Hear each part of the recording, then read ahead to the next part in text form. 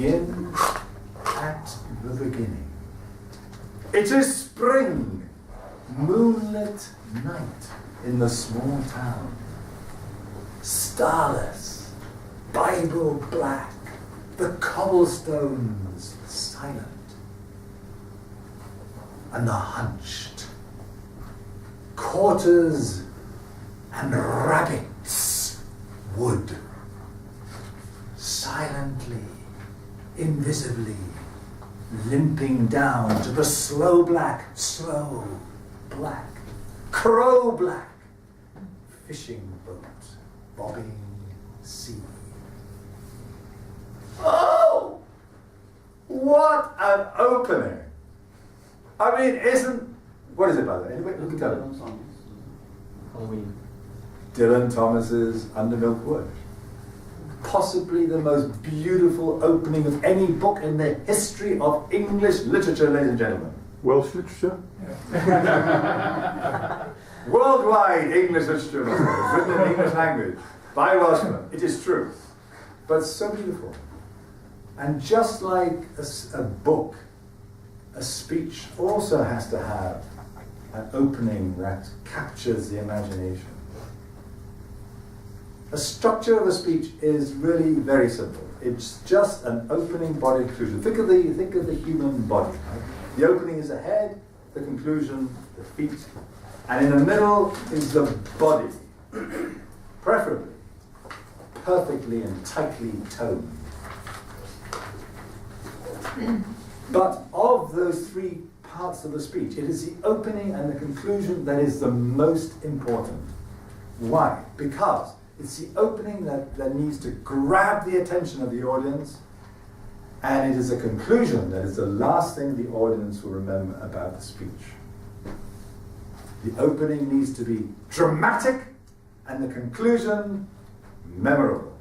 So, let's think first of the opening. What can you use? Okay.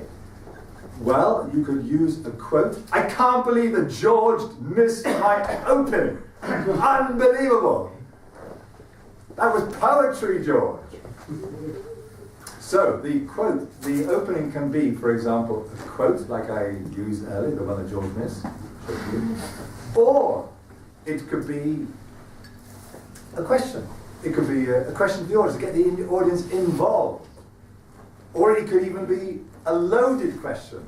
So, for example, how many people here this evening have given up, have stopped watching internet porn? I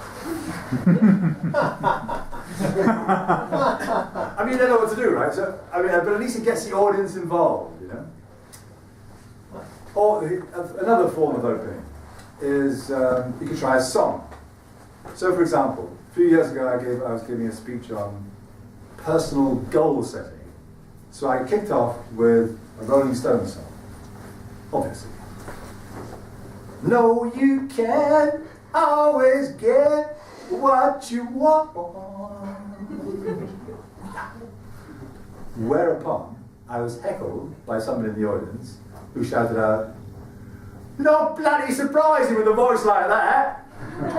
It was probably Adam. In fact, it was almost... Oh, no, it wasn't. So that's the opening. You've got to make the opening dramatic.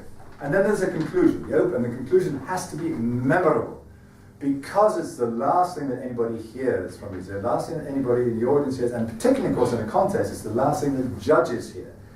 So the conclusion is really where it's at. So, for example, you could have, if you're doing a persuasive speech, you need to end with a call to action. Do this. Buy that. Vote for me. Something so. If yours is an educational or an informative speech, then end by repeating a message and reinforcing the message. And if it's a humorous speech, end with a bang. Save the best of the last. Pick the best gag in the bag and leave it till the end. Which kind of puts me under a bit of pressure now because I'm coming to my conclusion. So let's give it a go. In conclusion, ladies and gentlemen, the most important parts of a speech are the opening and the conclusion. The opening needs to be dramatic and the conclusion memorable. And talking about conclusions, think of the ultimate conclusion, the ultimate ending, the end of the world. And if that happens, I know exactly where I want to be. I want to be in my hometown, the town of my birth, over the mountains in West Wales. Because everything takes at least 10 years to get there. See?